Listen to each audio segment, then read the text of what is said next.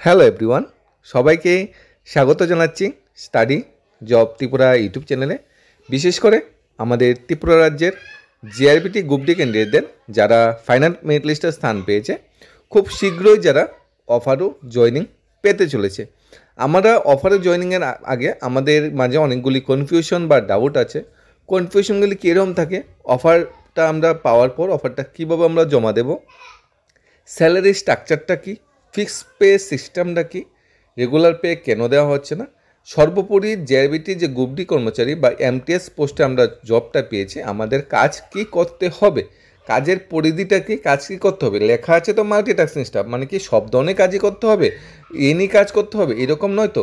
যেমন অনেকগুলো কাজ আছে যেগুলা আমরা করব না এই কাজগুলোকে আমাদের করা বাঞ্ছনীয় কিনা। যেমন অনেকের ডাউট থাকে যে সুইপিংয়ের কাজকে আমরা করব, ক্লিয়ারিটি আমরা নিয়ে এসেছি।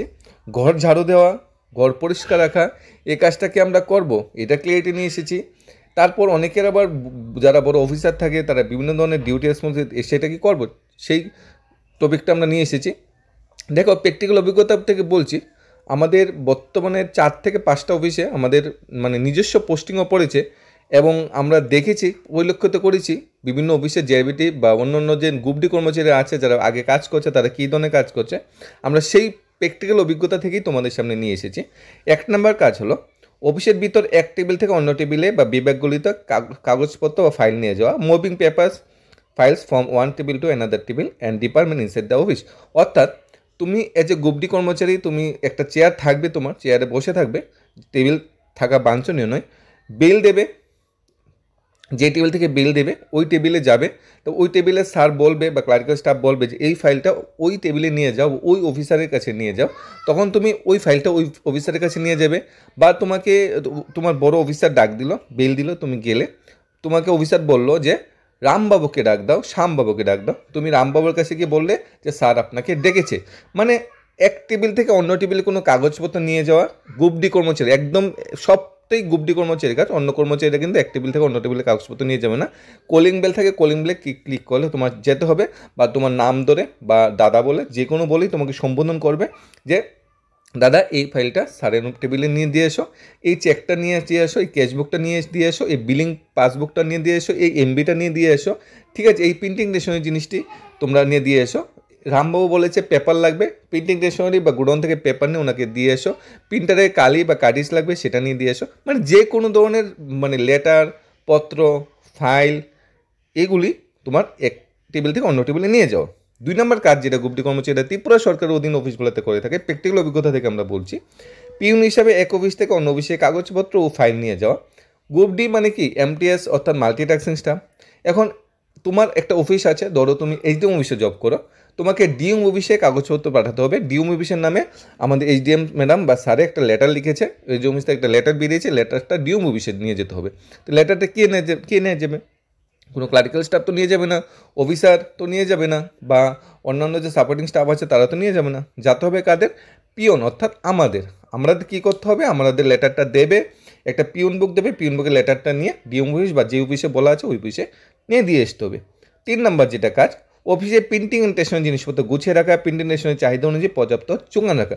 একটা অফিস চলতে গেলে প্রিন্টিং স্টেশনারি লাগে। প্রিন্টিং স্টেশনারিতে কী আছে? পেপার আছে, ফাইল করা আছে, পেন আছে, কার্ডিজ আছে, তারপর হাইলাইটার আছে, তারপর আরও যে বিভিন্ন আছে, ট্যাগ আছে, স্ট্যাপলার আছে, স্ট্যাপলার পিন আছে, অনেক কিছু আছে একটা অফিসে প্রিন্টিং স্টেশনারিতে। তো প্রিন্টিং স্টেশনারি জিনিসপত্র তোমার প্রিন্টিং স্টেশনারিতে স্টোর ইনচার্জ থাকবে বা ক্লারিক্যাল স্টাফ থাকবে, উনি অর্ডার দিলে তুমি জিনিসপত্রটি যে যার জায়গায় গুছিয়ে রাখবে। এখন কোনো স্যার যদি বললো প্রিন্টিং স্টেশনারি ওই জিনিসটা লাগবে, তুমি সেখান থেকে রেজিস্টার মেনটেন করে ওই স্যারের কাছে সেটা নিয়ে দেবে। এবং প্রিন্টিং মেশিনারি বা স্টোরের সব কিছু মালপত্র যোগান বা চাহিদা অনুযায়ী আছে কিনা। অর্থাৎ প্রিন্টিং মেশিনারির আমার যখন যেটা লাগবে সেটা দোকান থেকে আনা তো সম্ভব নয়, অফিসে তো স্টোর থাকে, একটা স্টোর বা 2টা আলমারি থাকতে প্রিন্টিং মেশিনারি, ওই আলমারিতে কাগজপত্র ঠিক আছে কিনা, ফাইল কভার ফাইলবোর্ড সব আছে কিনা, যোগান আছে কিনা পর্যাপ্ত পরিমাণ, যাতে কোনো এমপ্লয়ি বা স্যাররা যদি বলে যদি দেওয়া যায়, সেটা কিন্তু তোমার মেনটেন করতে হবে। রেজিস্টার বা স্টোর ইনচার্জ কিন্তু তুমি না, স্টোর ইনচার্জ রেজিস্টার থাকবে একজন ক্লারিক্যাল স্টাফ, বড়বাবু ছোটোবাবু একজন থাকবে, উনি অর্ডার অনুযায়ী তুমি স্টোরটা মেনটেন করবে, ঠিক আছে। 4 নম্বর যেটা কাজ, সেকশন ও অফিসারদের ঠিক আছে পানীয় জল সরবরাহ করা। সেকশন বলতে বিভিন্ন সেকশন থাকে। একটা তুমি যদি একটা অফিসে জব করো, টেকনিক্যাল সেকশন থাকতে পারে, ক্যাশ সেকশন থাকতে পারে, অ্যাকাউন্ট সেকশন থাকতে পারে, জেনারেল সেকশন, এস্টাবলিশ সেকশন, ঠিক আছে? অনেকটাই সেকশন থাকে একটা অফিসে, পার্ট থাকে, অনেকটা বিভাগ থাকে। একটা অফিসের ভিতরে অনেকগুলো বিভাগ থাকে। ওই বিভাগগুলিতে পানীয় জল সরবরাহ করা, অফিসে পিউরিফাই ওয়াটার থাকে বা তোমার জলের ব্যবস্থা, তুমি ফিল্টার থাকবে, কিংবা জলে ফিল্টার বা পিউরিফাই জলের ব্যবস্থা না থাকে, ওতে দোকানের জলের ব্যবস্থা থাকবে। তোমাকে অর্থ দেবে বা অফিসার বোতল প্রোভাইড করবে তোমাকে, বা গ্লাস দিয়ে অফিসারের টেবিলে তুমি জল দিয়ে আসবে। সবচেয়ে শালীনতা কি, অফিসারের টেবিলে একটা গ্লাস থাকে, গ্লাসে সবসময় অফিসার আসার আগে প্রত্যেকদিন একটা গ্লাস জল ডাকনা সহকারে দিয়ে দিয়ে আসা প্র্যাকটিক্যাল কাজ। আর যখন কলিং বেল দিয়ে বলবে যে আমাকে জল এনে দাও, তোমাকে অবশ্যই জল এনে দিতে হবে। এখন যদি অর্থ দিয়ে বলছে যদি দোকানতে জল এনে দাও, দোকানতে আনতে হবে, বা অফিসের পিউরিফাই বা ফিল্টার থেকে এনে দিতে হবে। 5 নম্বর যেটা কাজ, গেটস অফিস রুম খোলা ও বন্ধ করা। দেখো, কিছু কিছু অফিস আছে যেখানে স্টাফ থাকে, লোকাল স্টাফ মানে নিয়োগ করা হয়, ডিআরডব্লিউ বা লোকাল কিছু স্টাফ থাকে যারা গেট খুলে লাগায় বা রুম খুলে বন্ধ করে, কিন্তু সব অফিসে থাকে না। যে অফিসে নেই, অফিসে তোমার পোস্টিং পড়লে এটা তোমারই দায়িত্ব, একজন গুপ্তি কর্মচারীর দায়িত্ব, যে অফিসের গেটটা খোলা, অফিস রুমগুলি খোলা, অফিস রুমগুলি বন্ধ করা, যাওয়ার আগে অফিস রুমের লাইট ফ্যান সবগুলা ঠিকঠাক বন্ধ হয়েছে কিনা সেগুলো দেখা। অর্থাৎ অফিসের যে যাবতীয় যে চাবির যে ছড়াটা, যে মূলধনটা, সেটা তোমার কাছে থাকবে। তুমি অফিসে সকালে যাবে, গেট খুলবে, অফিস রুম খুলবে, অফিস রুমটা খুলে সবগুলো অফিস রুমের ফ্যান লাইট সব ঠিকঠাক চলছে কিনা সেটা দেখবে। এরপরে তুমি কি করবে, গেটসগুলি যখন সবাই চলে যায়, গুপ্তি কর্মচারী কিন্তু সবাই লাস্ট অফিসতে যেতে হয়, মনে রাখবে। যখন অফিসাররা সবাই চলে যায় তখন আবার অফিসের সবগুলি অফিসাররা তো লাইট ফ্যান বন্ধ করে যাবে না, তোমারই লাইট ফ্যান বন্ধ করতে হবে। অনেকে বন্ধ করে যায়, অনেকে বন্ধ করে যায় না, তোমার লাইট ফ্যানগুলো সবগুলো বন্ধ করবে। বন্ধ করে অফিসের রুম ওয়াইজ কিন্তু তালা থাকে, রুম ওয়াইজ তালা দিয়ে, গেট তালা দিয়ে তুমি চলে যাবে। নেক্সট যেটা কাজ হয়ে থাকে একজন গুপ্তি কর্মচারী বা এমটিএস কর্মচারী, অফিসের প্রয়োজনীয় ডকুমেন্ট আদেশ অনুযায়ী জেরক্স করা। অফিসে অনেক ধরনের প্রয়োজনীয় ডকুমেন্ট থাকে, সেগুলি তোমার জেরক্স করতে হবে। অফিসে জেরক্স মেশিন প্রোভাইড করা থাকে, স্ক্যানার প্রোভাইড করা থাকে, তোমাকে জেরক্স করতে হতে পারে, স্ক্যানার করতে হতে পারে।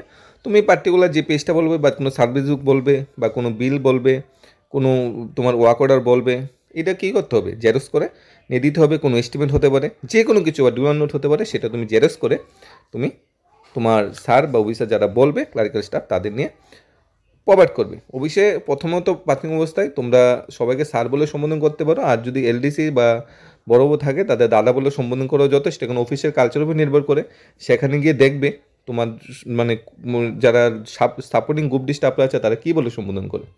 7 নম্বর যে কলিং বলুন, যে উচ্চ অধিকে আরেকটা ডাকলে সেখানে যেতে হবে, তাদের আদেশ পালন করতে হবে। কলিং বেল জিনিসটা হলো একটা, প্রত্যেকটা রুমের টেবিলে টেবিলে কলিং বেল থাকবে। গ্রুপ ডি কর্মচারী থাকে না, এলডিসি থাকবে, ইউডিসি থাকবে, সুপারভাইজার যদি থাকে, হেড ক্লার্ক যদি থাকে, ক্যাশিয়ার থাকে, অ্যাকাউন্টেন্ট থাকে, টেকনিক্যাল পার্সন থাকে, টেকনিক্যাল অ্যাসিস্ট্যান্ট থাকতে পারে, ইঞ্জিনিয়ার থাকতে পারে, ম্যানেজার থাকতে পারে, মানে অনেক ধরনের পোস্টগুলোতে আছে, তারা থাকবে। তোমাকে তারা কি করবে, বেল দিবে, বেল দিলে তোমাকে সেই কলিং বেলের আওয়াজ শুনে তোমাকে যেতে হবে।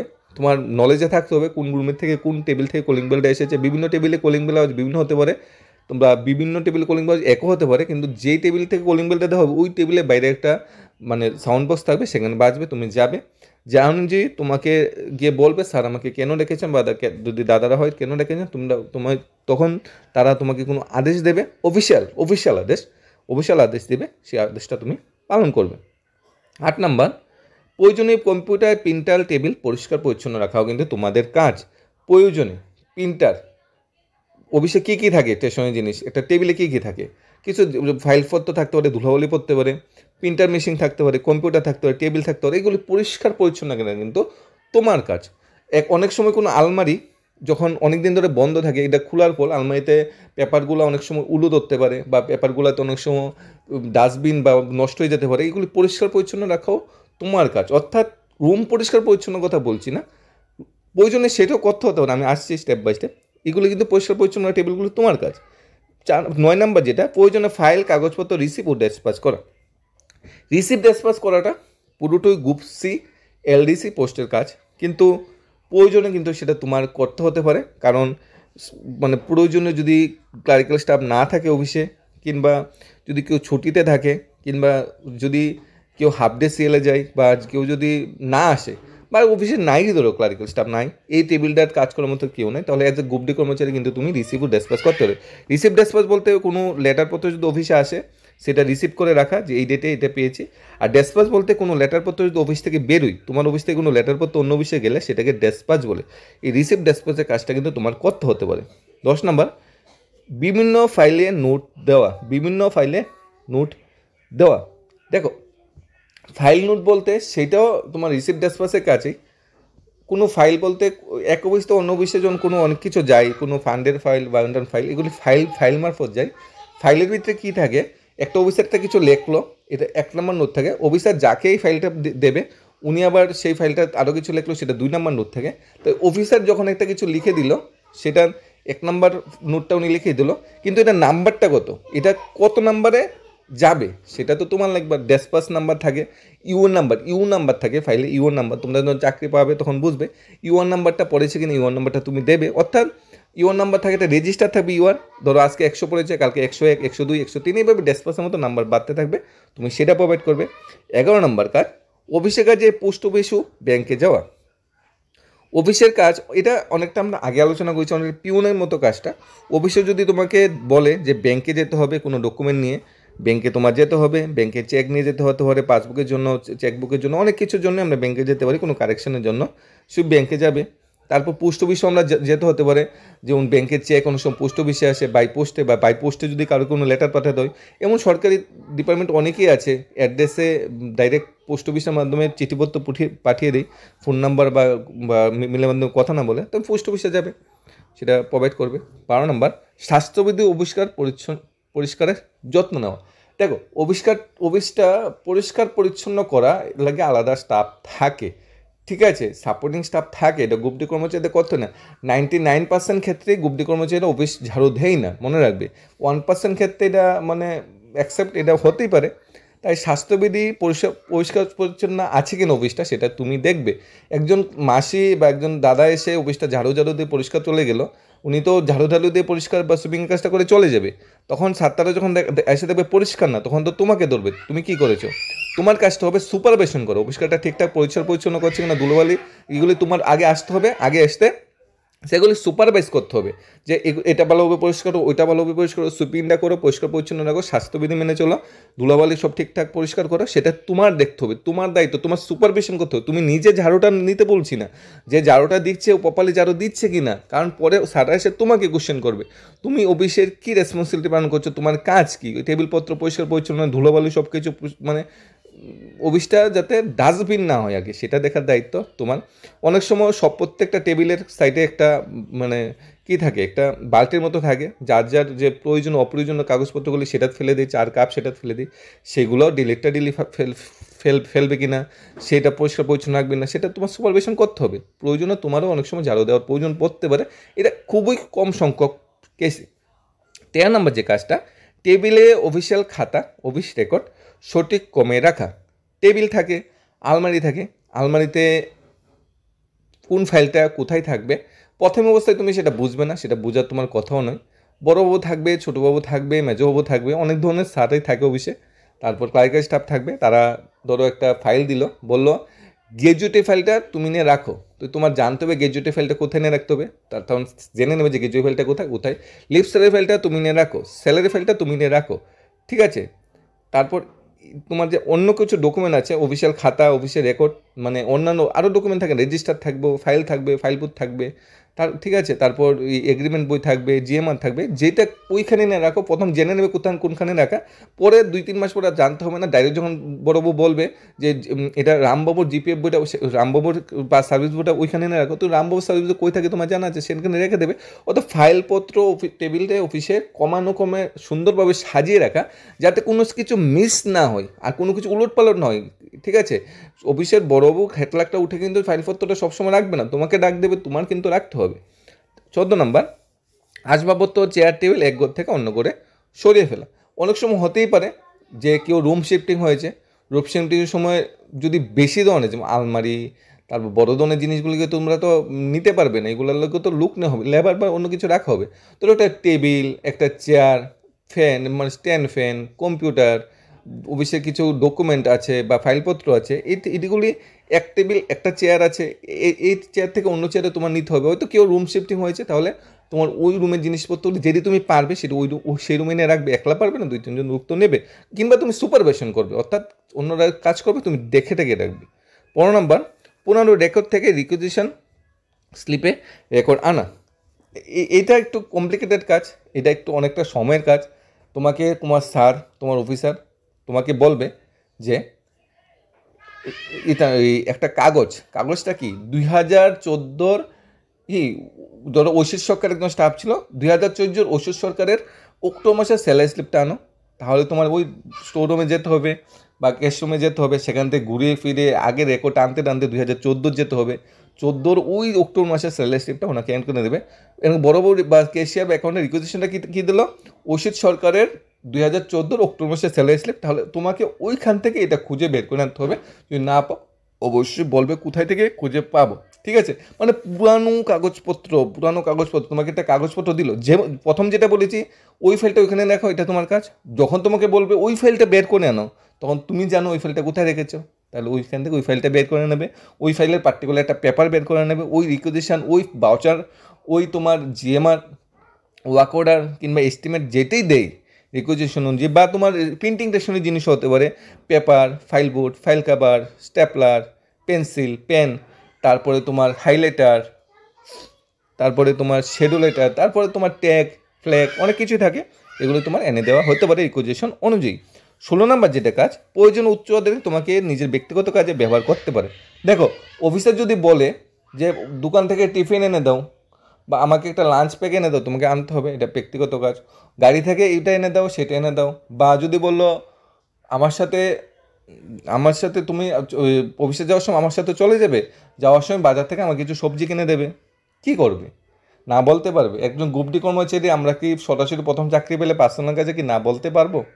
এটা লিমিট অনুযায়ী বলতে হবে। পার্সোনাল কাজ করতে কি, আমরা তো অনেকেরই অনেক পার্সোনাল কাজ করে দিই, তাহলে যেটা যদি সামঞ্জস্যপূর্ণ হয়, অসম্মানিত না হয়, স্যারের সাথে ব্যবহার যদি ভালো হয়, প্রয়োজনে আমরা কিছু উচ্চদেরকে পার্সোনাল কাজ আমরা করে দিতে পারি, যদি সেটা সম্মানজনক হয়। যেটা যদি সম্মানজনক হয়, জুতো ধুয়ে দেওয়া, জুতো কিনে দেওয়া, পরিষ্কার করে দেওয়া, এটা করা সেটা করা, ফরমাইশ খাটানো, বাড়িঘরে কাজ করা, এটা নয়, মানে নর্মাল কাজ। কারণ অফিসাররা অনেকটাই ব্যস্ত থাকে, ব্যস্ততার জীবনে অনেক কাজই তারা করে উঠতে পারে না, তাই আমাদেরও দায়িত্ব থাকে কিছু তাদের হেল্প করা। তো সেই কাজটা কিন্তু গ্রুপ ডি কর্মচারী কিন্তু হেডেকটা একটু কম, কেন জানো? তোমার কিন্তু কোনো নোট লিখতে হবে না, কোনো ফাইল লিখতে হবে না, এটা কিন্তু ক্লারিক্যাল থেকে শুরু হয়, সেই অফিসার লেভেলের কাজগুলো, সেগুলো কিন্তু একটু হেডেক থাকে। 17 নম্বর, অফিস শুরু হয় কয়টা? তোমরা সবাই জানো, ত্রিপুরা সরকারের বিভিন্ন সরকারি অফিসগুলি সকাল 10টায় শুরু হয়, বন্ধ হয় কোটায়? বিকাল 5:30টায় বন্ধ হয়। এখন কথা হলো, প্রয়োজনে তোমাকে সকালে আগে আসতে হতে পারে, আবার প্রয়োজনে অফিসের শেষে যাওয়ার পর আবার তোমার কাজ করতে হতে পারে। দেখো, অফিসের কাজ 10টায় শুরু হয়, তাহলে তুমি গ্রুপ ডি কর্মচারী কি 10টার সময় আসবে? তোমার যদি গেট খোলা, গেট লাগানো, অন্যান্য কাজ থাকে, তাই তোমাকে অবশ্যই 5 মিনিট আগে আসতে হবে। এটাই সমস্যা, গ্রুপ ডি কর্মচারীর মানে কাজের পরিধিটা একটু বেশি, তাহলে তোমাকে 10টার আগে অবশ্যই ঢুকতে হবে, এবং 5:30টার পর অবশ্যই শেষ হয়ে যায়, 5:30টার পরে তুমি বেরোতে পারবে। এখন কত হলো, 10টার আগে ঢুকবে অবশ্যই, এন্ট্রি করবে, এটা তো কনফার্ম, কিন্তু 5:30টার সময় বেরোতে পারবে এটা কিন্তু কনফার্ম না। কারণ অফিসাররা যতক্ষণ অফিসে আছে ততক্ষণ পর্যন্ত তারা বেল দেবে, ততক্ষণ পর্যন্ত তোমাকে ডাকবে। সব গ্রুপ ডি কর্মচারী কিন্তু ডাকবে না, 1-2 জন কর্মচারী আছে যারা অফিসে সবসময় প্রয়োজনীয়তা বলে তাদের ডাকবে। তাই তুমি প্রথম চাকরি পেয়েছো, তোমারই বেশিক্ষণ অফিসে থাকতে হবে। সাপোর্টিং গ্রুপ ডি স্টাফরা হয়তো আগে চলে যাবে, তারা অনেক আগে চাকরি পেয়েছে, তারা এত কিছু ড্যাম কেয়ার করে না প্রাথমিক অবস্থায়। তোমারও প্রাথমিক অবস্থায় দেখবে সব কিছুই স্যার বলে যেতে হবে, কিন্তু নির্দিষ্ট সময় একটা এক্সপিরিয়েন্স বা একটা তোমার যদি অভিজ্ঞতাটা হয়ে যায়, দেখবে তুমিও টাইমে অফিস থেকে বেরিয়ে যেতে হবে, এমন কোনো প্রবলেম হবে না। বন্ধের দিন অফিসে আসতে হতে পারে, এমনকি অফিস আওয়ারের বাড়ি চলে গেলে আবার অফিস, এগুলা মানে কাজ বলবো না, এগুলো তোমার রেসপন্সিবিলিটি। বন্ধের দিন তো অফিস দরকার পড়ে, অফিসের যে বেতনটা পাচ্ছি মান্থলি বেতনটা, সেই বেতনটা দিয়ে আমার সংসারটা প্রতিপালন হয়, তাই অফিসে যদি প্রয়োজন পড়ে তাহলে কি করতে হবে, আমার অফিসে আসতে হবে বন্ধের দিনও। যদি এখন অফিস থেকে 5:30টায় চলে যায়, আবার যদি ফোন আসে তোমার তোমার এখানে গুরুত্ব আছে, তোমার কাজ আছে, তোমার 9টায় আসতে হবে, রাত্রে তোমার 9টায় আসতে হবে। সকালে 10টায় অফিস, তোমার যদি বলো 8টায় যেতে হবে, 8টায় যেতে হবে, অফিসের সাথে যেতে হবে, আসতে হতে পারে, ডেলি তো হবে না, মাঝে মাঝে এরকম করতে হতেই পারে। আর স্যালারিটাও যেটা আমরা জানি, গ্রুপ ডি কর্মচারীর স্যালারি কত হয়, তোমাদের 16,000 টাকা বেসিক হওয়ার কথা রেগুলার হলে, কিন্তু যেহেতু ফিক্সডে 75% বেসিক, অর্থাৎ 12,000 টাকা তোমার বেসিক হবে। 12,000 টাকা, তারপর 20%, 25% প্রথম দিয়ে আছে, 12,000 25% ওই 3,000 টাকা, মানে 12 দিন 15,000 টাকা তোমার ইনিশিয়াল স্যালারি হবে। এই 15,000 টাকা যে আমি প্রতি মাসে পাচ্ছি, আমি গ্রস স্যালারি বলছি, এটাতে প্রফেশনাল ট্যাক্স বা তোমাদের যে প্রভিডেন্ট ফান্ড কেটে কত দেবে এটা বলছি না, শুধু গ্রস স্যালারি বলছি। 15,000 টাকা স্যালারি তো তুমি পাচ্ছ, এই যে 15,000 টাকা স্যালারি তো তোমার গুরুত্ব সহকারে সেটা তো তোমাকে কিছু দিতে হবে। তুমি ইনপুট নিচ্ছ 15,000, তুমি আউটপুট দেবে না। তাই এরকম অফিসের যখন প্রয়োজন পড়বে তোমাকে কিন্তু এই বিপদের সময়, অফিসের বিপদের সময় তোমার থাকতে হতে পারে। 19 নম্বর, উপরে উল্লেখিত কর্তব্য দায়িত্ব উদ্বোধন কর্তৃপক্ষ বা ক্লার্ককৃত অর্পিত অন্য কোনো কাজ এক কথায় মেনে চলা। কোনো ঊর্ধ্বতন কর্তৃপক্ষ কর্মকর্তা যদি কোনো কাজ দেয়, কাজটা সময়ের কাজ সময়ে করতে হবে, সময়ের কাজ সময়ে শেষ করতে হবে। যে কোনো ধরনের কাজ পার্সোনাল কাজটা বাদ দিয়ে তুমি এটা সময়ে করবে। কোন যদি কনফিউশন বা ডাউট থাকে সেটা জেনে নেবে, কারণ তোমার অফিসে তোমার আগে অন্য কেউ তো সেই কাজটা করতো, ওনাকে সবসময় নিজে আপন করে রাখবে যাতে কাজ শিখতে গেলে কিন্তু অনেকটা নিচে নামতে হয়, অনেকটা নিজেকে হাম্বল করতে হবে, অনেকটা নিজেকে মানে রিকোয়েস্ট বা আবেদন নিবেদনের নীতি মেনে চলতে হবে, কারণ কাজটা তোমার শিখতে হবে, তোমার কর্তব্যটা দায়িত্বটা বেসিক, তোমার প্রয়োজন। তাই তোমাকে অবশ্যই যারা আছে তাদের থেকে আবেদন করে প্রথমে কাজটা শিখে নেবে। আর প্রথম পোস্টিংয়ের সময়ই সমস্যা নয়, পরের পোস্টিংয়ে তুমি কাজ সব শিখে নেবে, তারপর তোমার থেকে মানুষের কাজ শিখতে হবে। তা কি তখন তোমার শেখার পালা, তোমার যখন শেখার পালা তখন তোমাকে অবশ্যই গুরুত্ব সহকারে এবং সবার সাথে ভালো ব্যবহার মেনটেন করে আগে কাজটা শিখে নেবে। এবং ঊর্ধ্বতন কর্তৃপক্ষ বা তোমার বড় যারা স্টাফ আছে তাদের সাথে কোনো সময় তর্ক বিতর্ক যাবে না চাকরির প্রথম অবস্থায়, কারণ 5 বছর পরে তোমার রেগুলারেশন যদি তোমার যে এসিআরের ভিতরে থাকে good, average, very good, outstanding থাকে, সেখানে যদি ভেরি ব্যাড লিখে দেয় তোমার হয়তো রেগুলারেশনটা 5 বছর 5 বছর 2 মাস 3 মাস 5.5 6 বছর হয়ে যেতে পারে। তাই চাকরির প্রথম 5 বছর নিজেকে হাম্বল রাখো, রিকোয়েস্ট আবেদন নিবেদনের ভিত্তিতে চলো, কারণ তোমার এখানে গুরুত্বটা বেশি, তোমার ব্যবহারটাই তোমার পরিচয়। আর তুমি যদি একটা অফিসে যদি ভালো পোস্টিং পেয়ে যাও, এখন যদি তোমার ডিউটি টাইম মেনটেন করো, আচার ব্যবহার ভালোভাবে মেনটেন করো, তাহলে কিন্তু তোমাকে কি মানে তারা এখানে রাখতে চাবে, তোমার ট্রান্সফার হলে তারা আটকে রাখার চেষ্টা করবে। তাই এইভাবে মেনটেন করার চেষ্টা করবে। স্যালারি তো আমি বলেই দিয়েছি, স্যালারি স্ট্রাকচারটা 15,000 টাকা প্রথম ইনিশিয়াল হবে তোমার সব কিছু মিলে।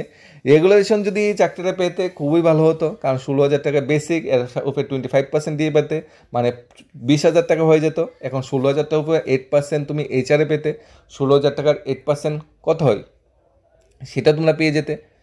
তারপর তোমার প্রায় 22,000 কাছাকাছি হয়ে যেত তোমার বেতন, সাথে তুমি আবার এই মেডিকেল অ্যাডভান্স 5,000 টাকা পাবে, তারপরে আবার তোমার সিএ পাবে, মানে মোটামুটি 22,000 কাছাকাছি তোমার ইনিশিয়াল স্যালারি হয়ে যেত যদি তুমি রেগুলার জবটা হতে। কিন্তু দুর্ভাগ্য বিষয় তো ত্রিপুরায় রেগুলার জব বলতে গ্রুপ-ডি নেই, সব ফিক্সড পেতে। প্রাথমিক প্রথম 5 বছর এই 15,000 টাকা স্যালারিতেই তোমার জব করতে হবে, পরে আস্তে আস্তে স্টেপ বাই স্টেপ বৃদ্ধি পাবে।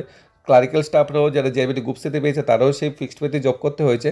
সমস্যা হলো প্রথম 5 বছর যে আমি যদি রেগুলার স্কেলে হতো, প্রথম বছর যদি আমার বেসিক 16,000 টাকা হতো, এরপরের বছর সেটা 3% বৃদ্ধি পেত বেসিকটা, মানে 348 480 টাকা বৃদ্ধি পেত, অত 16,500 টাকা হতো পরের বছর, এরপরের বছর 17,000, এরপর 17,500, এরপর 8,000, এইভাবে প্রতি বছর বেসিকটা বাড়তো। বেসিক বাড়লে ডিএইচআরে সবই বাড়ে, কিন্তু দুর্ভাগ্যবশত ফিক্সড পেতে কিন্তু বেসিক আর বাড়ছে না। 16,000টা 70% 12,000, এই 12,000 বেসিক নিয়ে তোমাকে প্রথম 5টা বছর কাটিয়ে নিতে হবে।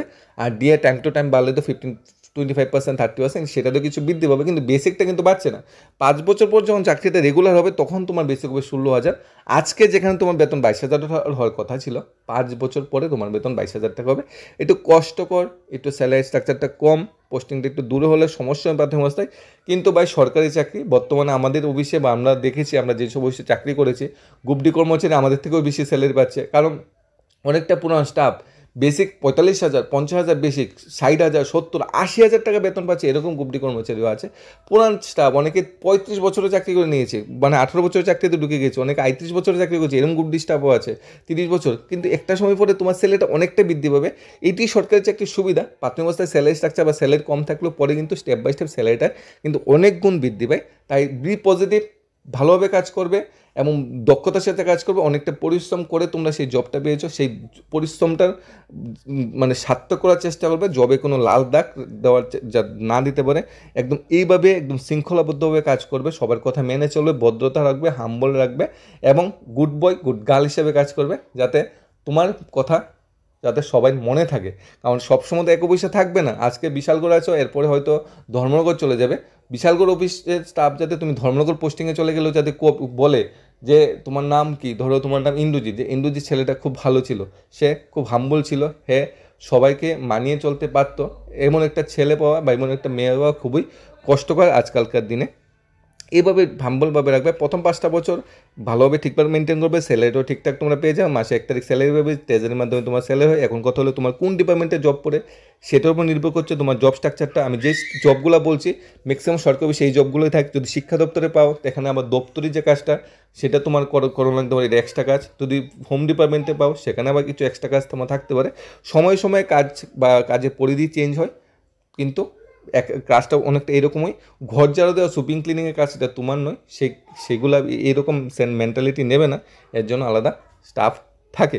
কোনো কুইরি ডাউট থাকলে অবশ্যই জানাবে। ধন্যবাদ সবাইকে, তোমার ভবিষ্যতের শুভকামনা করছি।